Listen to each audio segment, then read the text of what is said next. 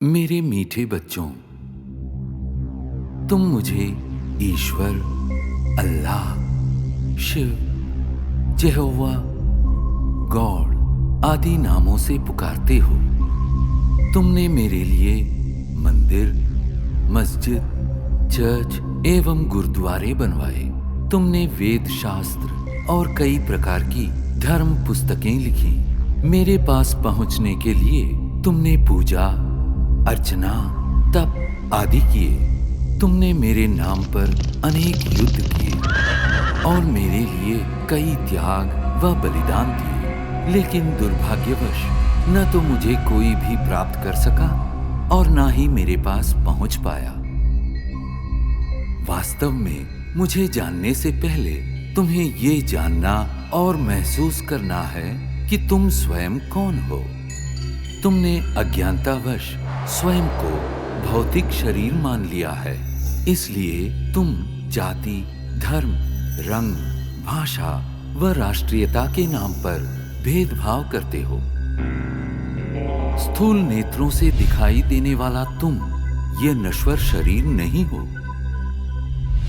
तुम तो अविनाशी आत्मा हो, जो भ्रिकुटी के मध्य में स्थित होकर इस शरीर को नियंत्रित करती हो। अतः स्वयं को शरीर द्वारा कर्म करने वाली आत्मा अनुभव करो।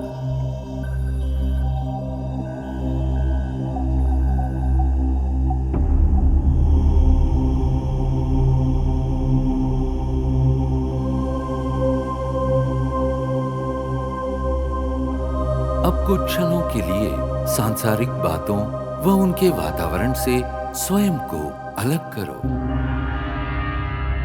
इस देह को भूल अपने आप को भ्रिकुटी के मध्य में चमकता चैतन्य सितारा अनुभव करो। वास्तव में तुम यही हो, अति सूक्ष्म ज्योतिर्बिंदु आत्मा।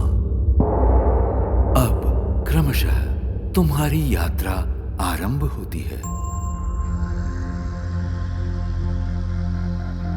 इस भौतिक दुनिया और देह से ऊपर उठकर नीले गगन की ओर।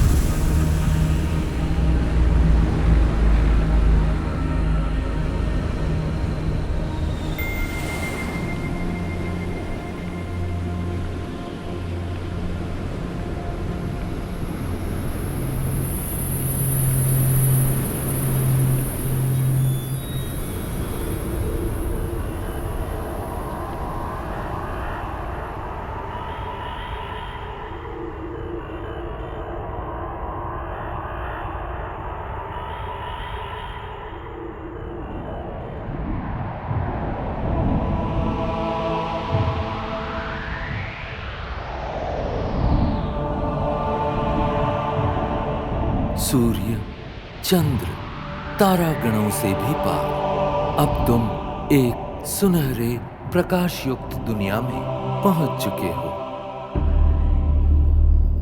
ये वो आत्माओं की दुनिया है जिसे ब्रह्मलोक, शांति धाम, मुक्ति धाम व परम धाम कहा जाता है।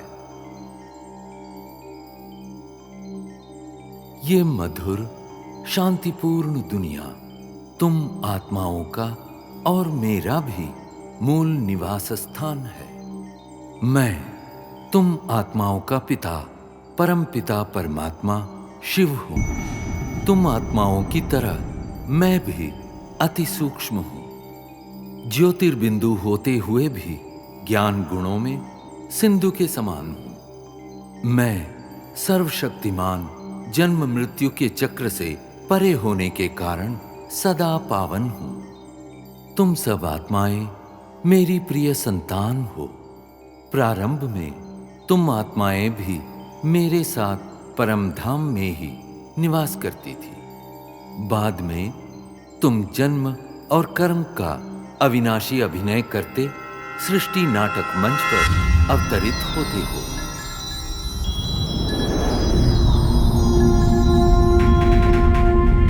ये अनादि अविनाशी नाटक सतयुग, त्रेता युग, द्वापर युग और कलियुग 4 युगों में विभक्त है। प्रत्येक युग की अवधि समान रूप से 1250 वर्ष है और इस कारण पूरे कल्प की आयु 5000 वर्ष है। हर 5000 वर्ष में इस सृष्टि चक्र की हूबहू पुनरावृत्ति होती रहती है। कल्प के आरंभिक काल में सभी प्राणी और प्रकृति के 5 तत्व पावन थे। उस समय संसार सुख, शांति और आनंद से परिपूर्ण था।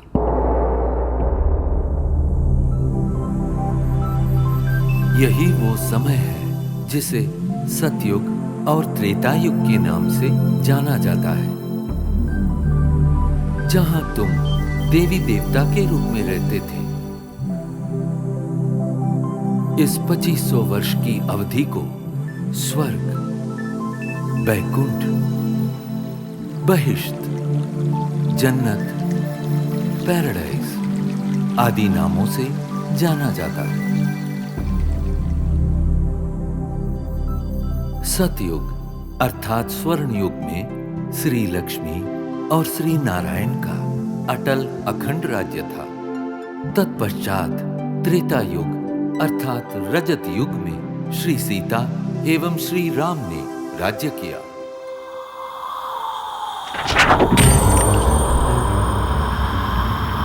द्वापर युग में देहभान के कारण तुम विकारों में प्रविष्ट हो गए और इस कारण अपनी शक्तियां खोने लगे।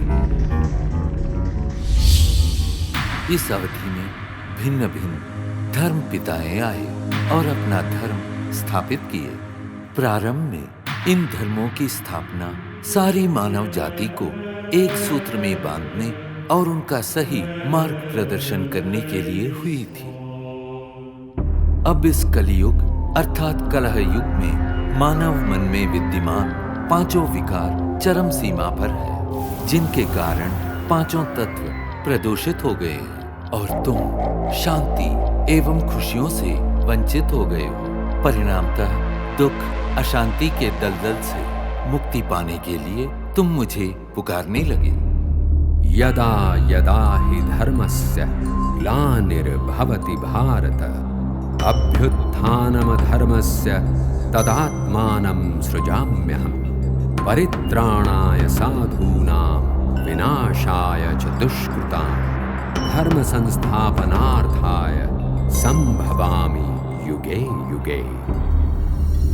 जब जब धर्म की ग्लानि होती है एवं अधर्म व पाप में वृद्धि होती है, तब तब सत धर्म की स्थापना और श्रेष्ठ विश्व नवनिर्माण हेतु मैं धरती पर अवतरित होता हूं।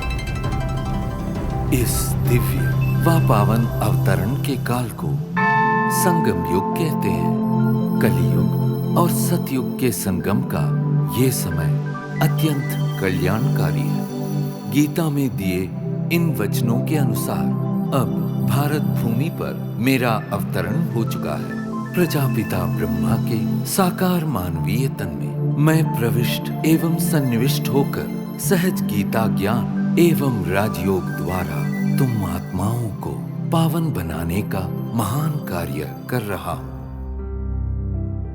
अब तुम देह सहित देह के सर्व संबंधों को भूल स्वयं को आत्मा निश्चय कर मुझ परम पिता परमात्मा को याद करो। यही राजयोग है जिसके द्वारा तुम्हारे जन्म जन्मांतर के विकर्म दग्ध होंगे और तुम सर्वगुणों एवं सर्व शक्तियों से संपन्न हो जाओगे। याद रखो, प्रकृति के पांचों तत्व भी तुम्हारे इसी संपन्नता की प्रतीक्षा कर रहे हैं। मेरे प्यारे बच्चों, मैं वही हूं जिसे तुम अनेक वर्षों से खोज रहे हो। मैं तुम्हारा अनादि पिता हूं। मैं जो हूं, जैसा हूं, मुझे भली भांति पहचानो और मेरी श्रीमत पर चलो, ताकि आने वाले स्वर्णिम युग में तुम अनेक जन्मों का श्रेष्ठ भाग्य प्राप्त कर सको। ओम शांति शांति।